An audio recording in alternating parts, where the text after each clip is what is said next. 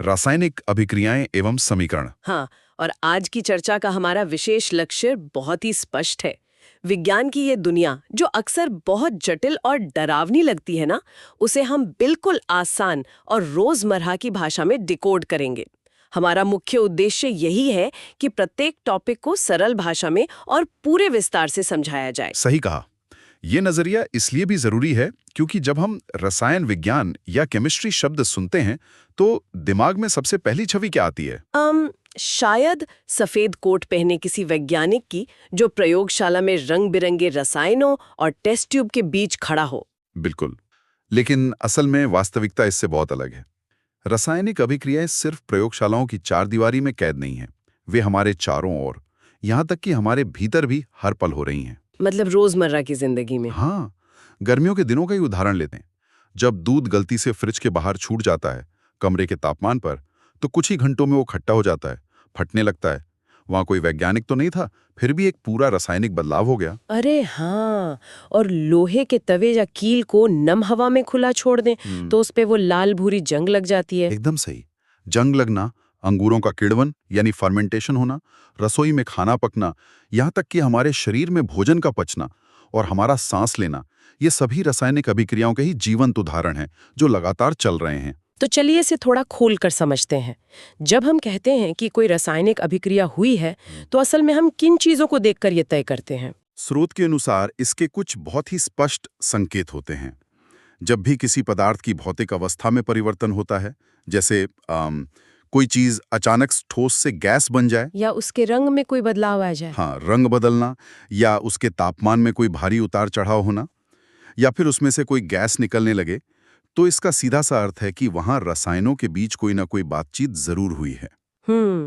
लेकिन मैं ये सोच रही थी कि इन अदृश्य और जटिल बदलावों को कागज पर दुनिया को समझाने के लिए कैसे दर्ज किया जाता है? देखिए, इस सवाल ने शुरुआती दौर के वैज्ञानिकों को भी बहुत परेशान किया था। अगर हम हर एक रासायनिक बदलाव को वाक्यों में एक कहानी की तरह लिखने बैठ जाएं, तो विज्ञान की किताबें अंतहीन हो जाएंगी। मतलब बहुत लंबी हो जाएंगी। बिल्कुल।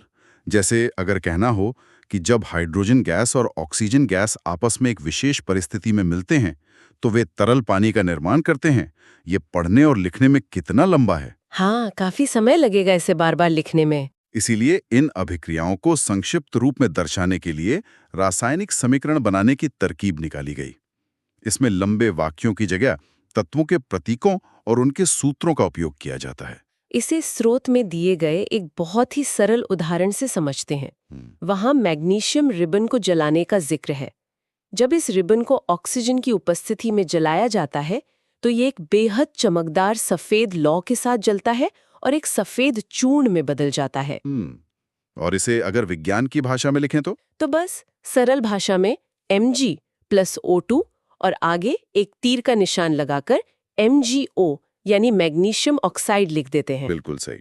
और इस प्रक्रिया में जो पदार्थ आपस में क्रिया कर रहे हैं, जैसे बाईं ओर वाले मैग्नीशियम और ऑक्सीजन, उन्हें अभिकारक या रिएक्टेंट्स कहते हैं। और दाईं ओर बनने वाला वो नया पदार्थ यानी सफेद चूर्ण, उसे उत्पाद या प्रोडक्ट कहते हैं। एकदम सटीक। लेकिन इस रासायनिक व्याकरण में एक और परत है जो भौतिकी के एक बुनियादी नियम से जुड़ी है। कक्षा 9 का वो नियम याद है, द्रव्यमान के संरक्षण का नियम? हाँ, law of conservation of mass. ये नियम कहता है कि किसी भी रासायनिक अभिक्रिया में द्रव्यमान का ना तो निर्माण होता है और ना ही विनाश।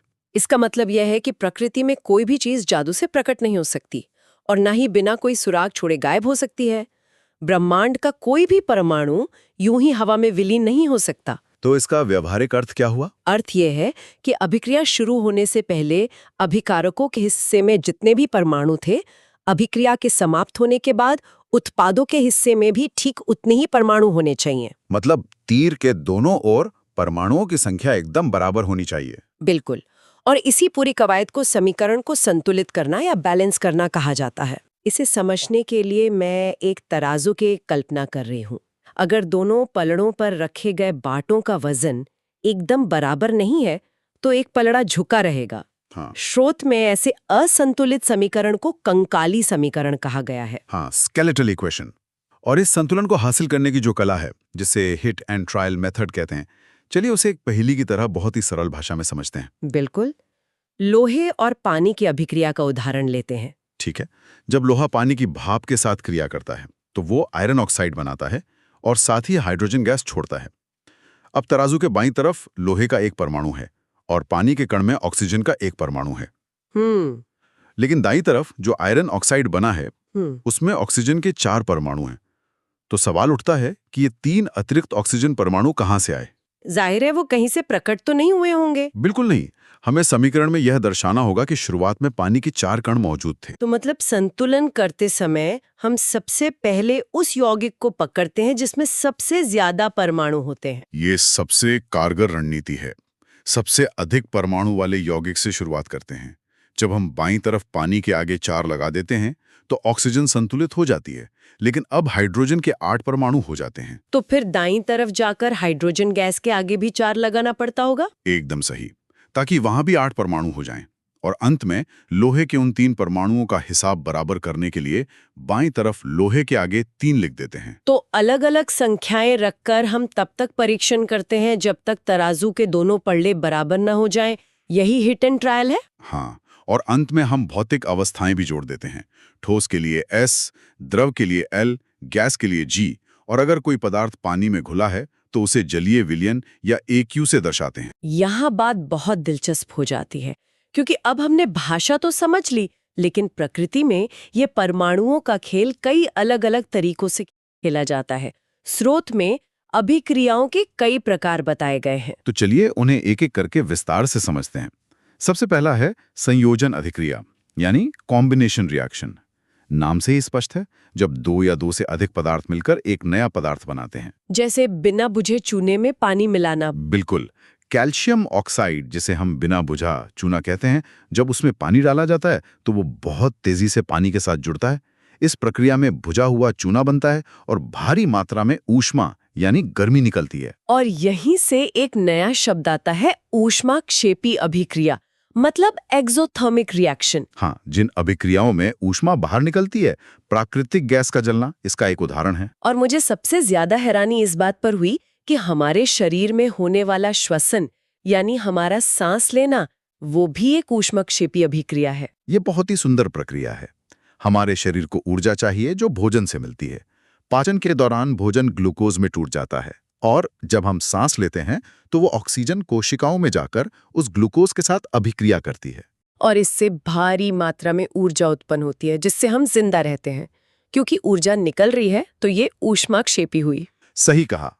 अब इसके ठीक विपरीत प्रकार पर आते हैं, वियोजन या अपघटन अभिक्रिया, डिकम्पोजिशन। ये संयोजन का एकदम उल्टा है। मतलब जब एक बड़ा पदार्थ टूटकर कई छोटे पदार्थ बनाता है। हाँ, और किसी भी चीज को तोड़ने के लिए ऊर्जा लगानी पड़ती है।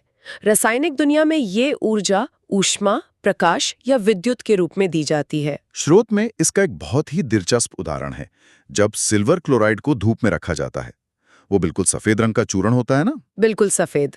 और जब उसे धूप में रखते हैं तो सूरज की रोशनी की ऊर्जा से वो टूटकर सिल्वर और क्लोरीन में अलग हो जाता है और उसका रंग सफेद से धूसर यानी ग्रे हो जाता है।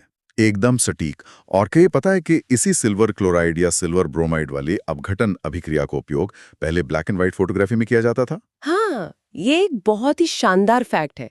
श्याम श्वेत फोटोग्राफी का पूरा विज्ञान इसी एक सिद्धांत पर टिका था। और क्योंकि इन सभी प्रक्रियाओं में तोड़ने के लिए ऊर्जा की आवश्यकता होती है, सोखी जाती है, इसलिए इन्हें ऊष्माशोषी अभिक्रिया या एंडोथर्मिक रिएक्शन कहते हैं। बिल्कुल। अब अभिक्रियाओं के एक और दिलचस्प प्रकार की तरफ बढ़ते हैं, विस्थापन अभिक्रिया। विस्थापन यानी डिस्प्लेसमेंट। मैं इसे एक म्यूजिकल चेयर या रिप्लेसमेंट के खेल की तरह देखती हूँ। Musical chair? वो कैसे? मतलब जो ज्यादा ताकतवर है वो कमजोर को उसकी जगह से हटाकर खुद बैठ जाता है। स्रोत में एक बहुत ही सरल उदाहरण है। यदि हम कॉपर सल्फेट के नीले घोल में लोहे की कीलें डाल दें तो कुछ जादुई सा होता है। जादुई इसलिए क्योंकि लोहा कॉपर की तुलना में अधिक अभिक्रियाशील है, ज्यादा ताकतवर है, तो वो कॉपर सल्फेट में से कॉपर को बाहर निकाल देता है और खुद उसकी जगह ले लेता है, जिससे घोल का वो सुंदर नीला रंग मलिन होकर हरा हो जाता है, क्योंकि अब वो आयरन सल्फेट बन गया है। और जो कॉपर बाहर निकाला गया वो कील के ऊपर भूरे रंग की परत के रूप में जम जाता है। ये तो हुआ एक तरफा विस्थापन, लेकिन एक द्विविस्थापन अभिक्रिया भी होती है, डबल डिस्प्लेसमेंट। इसमें क्या होता है? इसमें अभिकारकों के बीच आयनों का पूरा आदान प्रदान होता है। दोनों तरफ से जगह बदलती है, जैसे सोडियम सल्फेट और बेरियम क्लोराइड के बीच की अभिक्रिया। मतलब दोनों अपने अपने साथी बदल लेते हैं। हाँ, और इस साथी बदलने के खेल में अक्सर एक ऐसा नया ठोस पदार्थ बनता है जो पानी में बिल्कुल नहीं घुलता और बर्तन के तल में जाकर बैठ जाता है। विज्ञान की भाषा में इसे अवक्षेप या प्रेसिपिटेट कहते हैं। इसके बाद स्रोत एक और बहुत ही महत्वपूर्ण विषय पर आता है, उपचयन एवं अपचयन, ऑक्सीडेशन और रिडक्शन। चलिए इसे भी सरल भाषा में डिकोड करते हैं। उपचयन क्या है? बहुत ही सरल शब्दों में, जब किसी पदार्थ में ऑक्सीजन की वृद्धि होती है या हाइड्रोजन का ह्रास होता है, कमी होती है, तो उसे उपचयन कहते हैं। और अपचयन इसका ठीक उल्टा है। बिल्कुल, जब ऑक्सीजन का ह्रास होता है या हाइड्रोजन की वृद्धि होती है। और सबसे खास बात यह है कि ये दोनों प्रक्रियाएं अक्सर एक साथ होती हैं। मतलब एक का उपचयन और दूसरे का अपचयन। हाँ, जैसे अगर कॉपर ऑक्साइड और हाइड्रोजन की अभिक्रिया हो तो कॉपर ऑक्साइड अपनी ऑक्सीजन खो देता है, यानी उसका अपचयन हुआ, और हाइड्रोजन उस ऑक्सीजन को ले लेता है, यानी उसका उपचयन हुआ। इसे मिलाकर रिडॉक्स अभिक्रिया कहते हैं। तो इसका क्या मतलब है? ये जो उपचयन या ऑक्सीडेशन की बातें हम कर रहे हैं, क्या इसका हमारे रोजमर्रा के जीवन पर कोई असर पड़ता है? असर बहुत गहरा है। अर्थव्यवस्था के नजरिए से देखें तो संक्षारण इसका सबसे बड़ा उदाहरण है। लोहे की वस्तुओं पर जंग लगना असल में एक रासायनिक अभिक्रिया ही है, ऑक्सीकरण है। जो लोहे को धीरे धीरे अंदर तक खोखला कर देती है। बिल्कुल। इसके कारण हर साल कारों के ढांचे, पुलों और विशाल जहाजों का भारी नुकसान होता है।